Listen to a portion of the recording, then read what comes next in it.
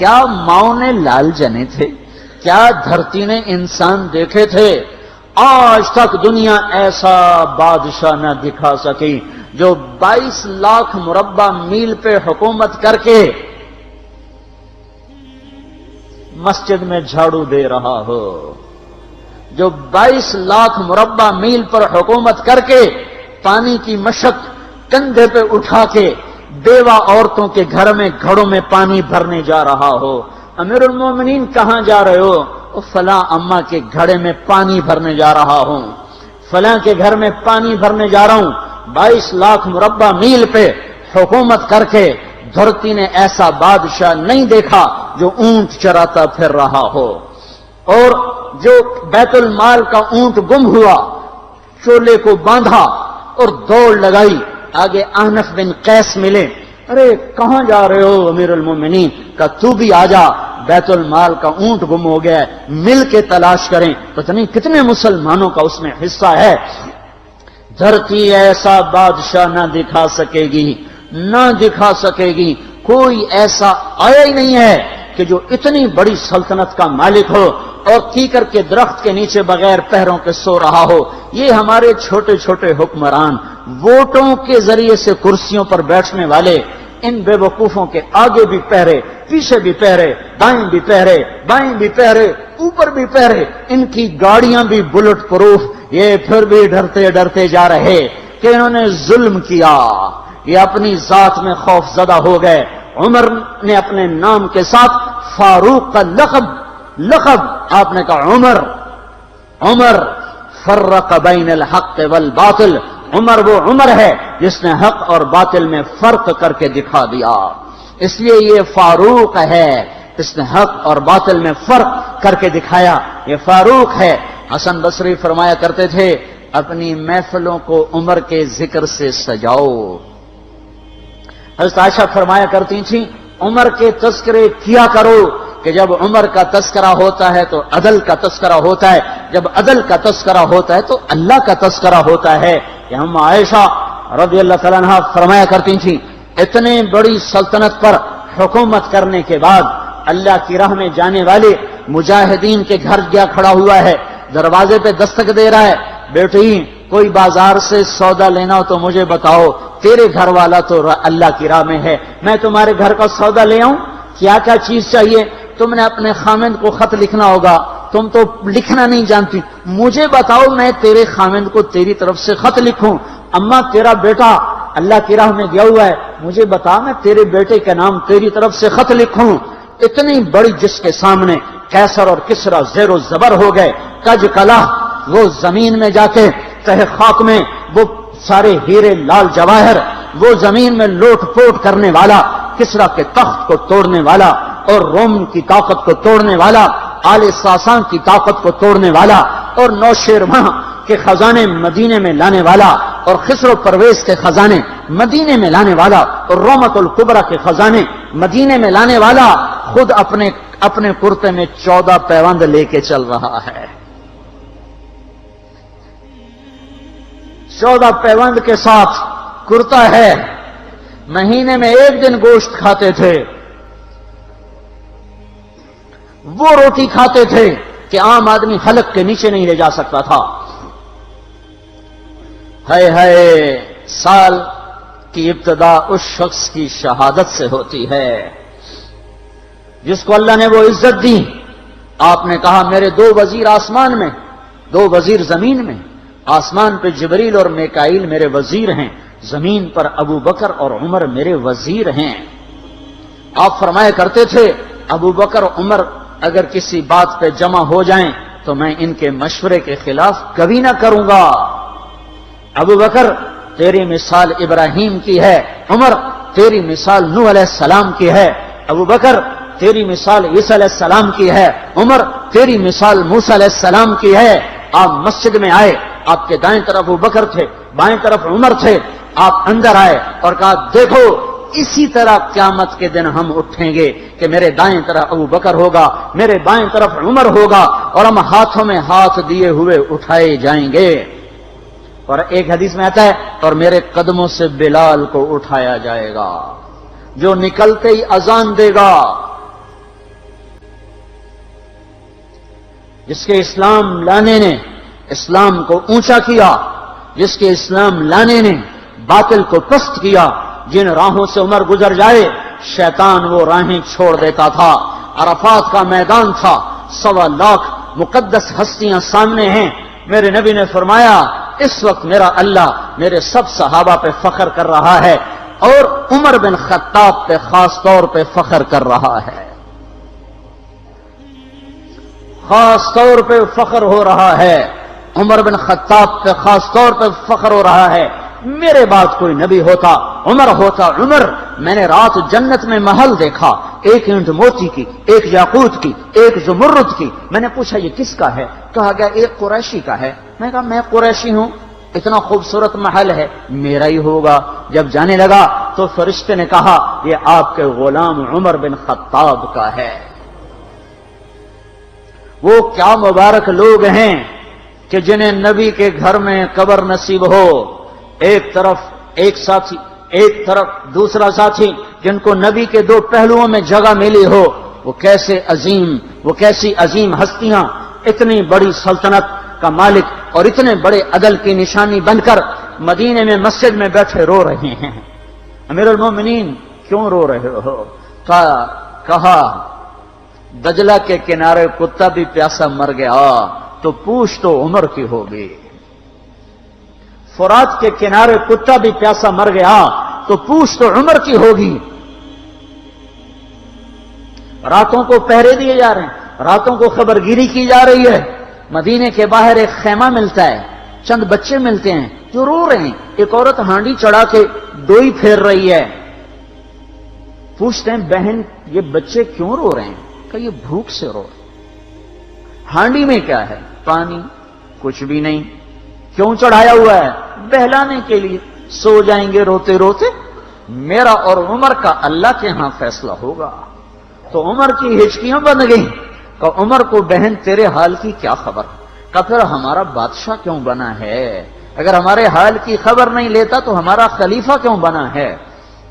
پر لگ گئے، بیت المال سے سامان نکالا، بوری بھری، سر پہ اٹھائی، کمر پہ اٹھائی۔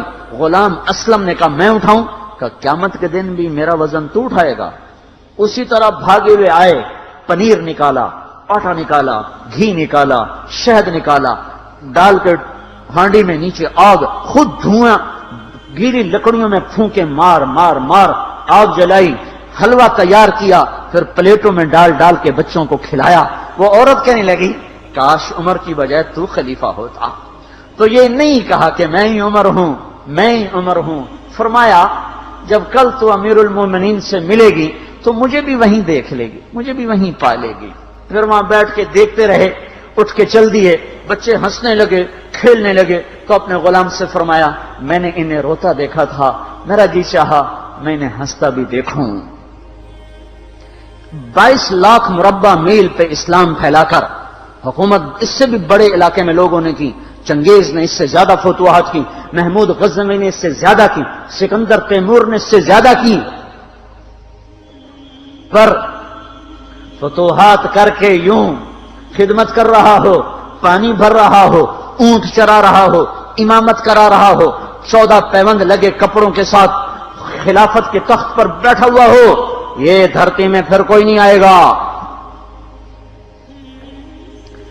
ہے نماز میں خنجر لگا، نماز پڑھاتے ہوئے 27 ذوالحج، 27، 28، 29 یکم کو انتقال ہوا۔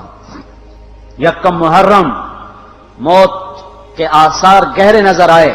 بیٹے کو بلایا کہ بیٹا جاؤ اما عائشہ سے پوچھ کے آؤ کہ عمر اپنے ساتھیوں کے ساتھ دفن ہونے کی اجازت چاہتا ہے۔ امیر المومنین کے لقب سے بات نہ کرنا، عمر کہنا، عمر اب میں امیر المومنین نہیں رہا۔ جب وہ پوچھنے گئے تو حضرت عائشہ رو رہی تھیں۔ انہوں نے عرض کیا اما جان میرا باپ اپنے ساتھیوں کا پڑوس چاہتا ہے۔ انہوں نے فرمایا یہ جگہ تو میں نے اپنے لیے رکھی تھی، لیکن اگر عمر چاہتے ہیں تو ان کو مجھ پر فضیلت ہے، میں ان کے لیے دستبردار ہوں۔ انہوں نے واپس آ کر خوشخبری سنائی، مبارک ہو اجازت مل گئی۔ کہ نہیں شاید میرے شرم میں اجازت دی ہو، جب مر جاؤں تو مجھے دوبارہ دروازے کے سامنے رکھ کر پھر جا کے پوچھنا، اس وقت اجازت ملے تو پھر لے جانا، ورنہ مجھے بقیع کی طرف لوٹا دینا۔ اتنے میں حضرت علی آئے، پریشان دیکھا، عمر کیوں موت سے ڈر گئے؟ کہ نہیں، موت کے بعد کی گھاٹی سے ڈر رہا ہوں۔ کہ ڈرو نہیں، میرے ان کانوں نے سنا ہے اور اتنی دفعہ سنا ہے کہ میں گن نہیں سکتا کہ اللہ کے نبی فرمایا کرتے تھے ابو بکر اور عمر جنت کے بڑی عمر کے لوگوں کے سردار ہیں۔ آپ نے فرمایا تو اس بات کی گواہی دے گا؟ کہ میں بھی دوں گا، میرا بیٹا حسن بھی دے گا۔ امام حسن بھی ساتھ تھے۔ کہ میں بھی دوں گا، میرا بیٹا حسن بھی گواہی دے گا۔ پھر بھی ہے جو جنت کی بشارتیں لیے ہوئے ہیں، 10 مبشرہ، ابو بکر جنتی، عمر جنتی، عثمان جنتی، علی جنتی، طلحہ جنتی، زبیر جنتی، ابو عبد الرحمن بن عوف جنتی، ابو عبیدہ بن جراح جنتی، سعید بن زید جنتی۔ آپ نے نام لے کر گنے، نام لے کر گن کر کہا، سنو ابو بکر جنتی ہے، عمر جنتی ہے، عثمان جنتی ہے، علی جنتی ہے، طلحہ جنتی ہے، زبیر جنتی ہے، سعد بن ابی وقاص جنتی ہے، عبد الرحمن بن عوف جنتی ہے، ابو عبیدہ بن جراح جنتی ہے، سعید بن زید جنتی ہے۔ میں ان سے راضی ہوں، لوگوں ان کا حق پہچانو، میں ان سے راضی ہوں، میں ان سے راضی ہوں۔ پھر آپ نے فرمایا اگر تم نے ان کے بارے میں کسی ایک کے بارے میں بھی دل میں بغض لے کر مر گئے، اور تم نے اتنی بندگی کی تھی کہ سوکھ کے کانٹا ہو گئے تھے، روزے اتنے رکھے تھے کہ پیٹ کمر کو لگ گیا تھا، سجدے اتنے کیے تھے کہ تمہارے ماتھے اور گھٹنوں پر پتھروں جیسے نشان پڑ گئے تھے، اتنا کچھ کر کے ان 10 میں سے کسی ایک کا بغض لے کر اگر تم مر گئے تو اللہ تمہیں منہ کے بل جہنم میں گرا دے گا۔ لوگوں میں ان سے راضی ہوں، ان کا حق پہچانو، جن کو اللہ بھی رضا کے پروانے دے رہا ہو، جن کو اللہ کا رسول رضا کے پروانے دے رہا ہو، جن کو وزارت کا شرف مل چکا ہو، نبی کے پہلو میں قبر جن کی بننے کا اعلان ہو چکا ہو، وہ موت پر کیا کہہ رہا ہے؟ موت پہ کیا کہہ رہا ہے؟ اپنے بیٹے سے کہا میرا سر زمین پہ ڈال دے۔ ان کی گود میں سر تھا عبداللہ بن عمر، تو انہوں نے گود سے ہٹا کر پنڈلی پہ رکھ لیا، یہاں رکھ لیا۔ چلے گئے، کیا کہہ رہا ہوں سنتے نہیں ہو، زمین پہ ڈال دو۔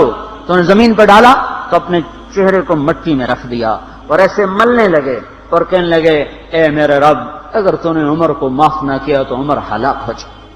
ویل لک یا عمر ولامک ان لم یغفر لک ربک، عمر تیری ہلاکت ہے اگر تیرے رب نے تجھے معاف نہ کیا۔ یہ کہتے کہتے کہتے جان دے دی۔ 22 لاکھ مربع میل میں اسلام کو زندہ کرنے والا، این حالت نماز میں زخم کھا کے گرنے والا، مطلوب مصطفیٰ، وزیر مصطفیٰ، جنت کی خوشخبریاں لے کر پھر موت پر یوں کہہ رہا ہو، اللہ تو نے معاف نہ کیا تو میرا کیا بنے گا؟ کیا بے طلبی ہے۔ ان کے بیٹے خلافت کے اہل، ان کے بہنوئی سعید بن زید 10 مبشرہ میں سے دونوں کے نام کاٹ دیے، کہ یہ 6 ہیں جن سے اللہ کا رسول راضی تھا، جس کو چاہو خلیفہ بنا دو، جس کو چاہو حکومت دے دو، نہ میرے بیٹے کو ملے گی نہ سعید بن زید کو ملے گی۔ کسی نے کہا شوشہ چھوڑا، آپ کا بیٹا بھی تو بہت قابل ہے، اسی کو بنا دیں۔ تو اسے تو طلاق دینا نہیں آتا، حکومت کہاں سے چلائے گا؟ یہ ایک واقعہ کی طرف اشارہ کیا ہے، اس کے پیچھے ایک واقعہ ہے جس کو انہوں نے یاد کر کے فرمایا، وہ تو طلاق دینا نہیں جانتا، وہ حکومت کیا چلائے گا؟ حالانکہ بڑے صحابہ میں عبداللہ بن عمر کا مقام ہے۔ ہے جنازہ صہیب رومی نے پڑھایا، دروازے کے سامنے لا کے رکھ دیا گیا، سب لوگ جنازے کے ساتھ کھڑے ہو گئے، عبداللہ بن عمر اکیلے آگے گئے، دروازے پر دستک دی تو اما جان میرا باپ عمر بن خطاب دروازے پہ حاضر ہو چکا ہے، اندر آنے کی اجازت چاہتا ہے۔ تو عائشہ رضی اللہ تعالیٰ نے اپنی چادر کو اٹھایا اور روتے ہوئے باہر نکل گئیں۔ پھر لوگ اندر داخل ہوئے، قبر کھودی گئی، قبر کھودتے ہوئے عبداللہ بن عباس بھی قبر کے کھودنے میں شریک تھے، تو کہتے میرے کندھے پہ کسی نے ہاتھ رکھا، میں نے پیچھے مڑ کے دیکھا تو علی رضی اللہ تعالیٰ عنہ کھڑے رو رہے تھے اور فرما رہے تھے مجھے پتا تھا تو یہیں آئے گا، یہاں تیرے سوا کوئی نہیں آ سکتا، کہ میں نے ایک دفعہ نہیں کتنی دفعہ میں نے اللہ کے نبی سے یہ بات کا تکرار سنا، میں ابو بکر اور عمر، اس کا اتنا تکرار سنا ہے میں نے کہ مجھے یقین تھا یہیں آئے گا، تو اور کہیں نہیں جا سکتا۔ میرے بھائیو غفلت سے باہر آ جائیں، یہ دھوکے کا گھر، یہ مچھر کا پر، یہ مکڑی کا جالا، یہ دنیا کہیں ہمیں ہلاک نہ کر دے۔ ان لوگوں کو سامنے رکھ کے زندگی گزارو جنہوں نے اللہ کو راضی کیا، اس کے رسول کو راضی کیا، کلمہ حق کو بلند کیا، خیر کے ذریعہ بنے، شر کے مٹانے والے بنے، اور دنیا میں مرنے کے بعد بھی ان کے تذکرے ہدایت کا سامان بنے، ان کے تذکرے روشنی کا مینار بنے۔ ان کے پیچھے چلو، مغرب کے اندھیروں کی طرف مت دوڑو، وہاں تو سورج بھی ڈوب جاتا ہے، مغرب میں تو سورج بھی ڈوب جاتا ہے، اور تمہیں پکار کے کہتا ہے مغرب کی طرف نہ آنا، ادھر اندھیرا ہے، میں یہاں گم ہو گیا، تم کون سا سراغ ڈھونڈنے آئے ہو؟ دوڑو اللہ اس کے رسول کی پاک زندگی کی طرف، اس کے پاک صحابہ کی زندگی کی طرف، جن کو اللہ نے مرنے سے پہلے جنت ہاتھ میں دے دی، جنت کی بشارت دے دی۔